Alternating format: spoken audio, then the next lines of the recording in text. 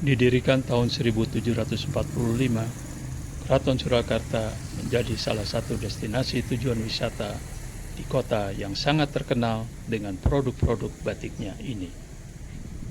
Para pengunjungnya diharapkan untuk tidak mengenakan topi, sandal, kaos, dan bagi wanitanya diharapkan untuk tidak mengenakan celana panjang. Hal ini semata-mata ditujukan sebagai bentuk penghormatan terhadap bangunan yang telah memuat banyak sejarah bangsa ini. Setiap pengunjung dikenakan biaya tiket masuk sebesar Rp25.000. Mereka juga diwajibkan untuk menggunakan jasa pemandu yang akan memberi penjelasan tentang hal-hal yang berkenaan dengan Keraton Surakarta ini. Terdapat dua pilihan jasa pemandu, yaitu pemandu privat dan pemandu non-privat. Saya sendiri kali ini memilih layanan jasa pemandu non-privat. Untuk itu saya beserta dua rombongan lain akan dipandu oleh Bapak KRT Siswanto Dipuro. Kegiatan pemanduannya diawali dengan penerangannya tentang silsilah yang terdapat di Kasunanan Surakarta ini.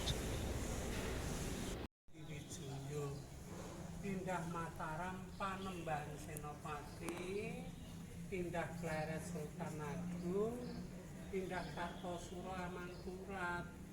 Pakubono I masih di Kartosuro, baru zaman Pakubono II dipindahkan ke sini. Sebelum untuk keraton di sini masih desa, namanya Desa Solo.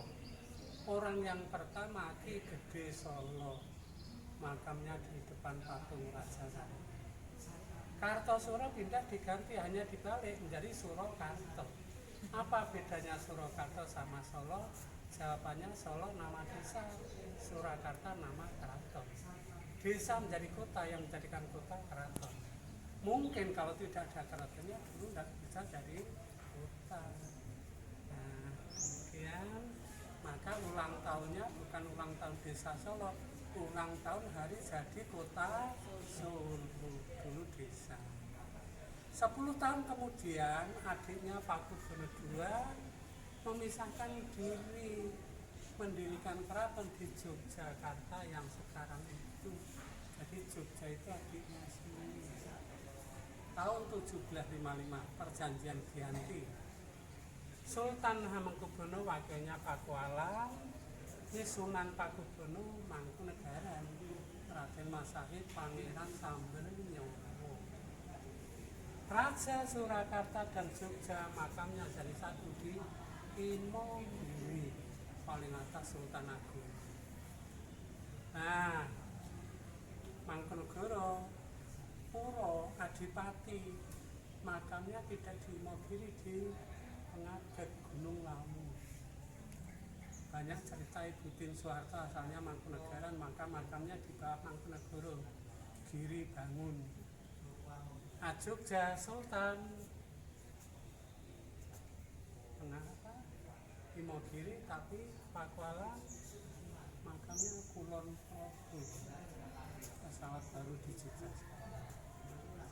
Nah, sampai sekarang menurunkan masing-masing, maka dinasti ini dinasti Mataram terkenal Trah Mojopahit. Mojopahit itu daerah Jawa Timur, Trawulan itu.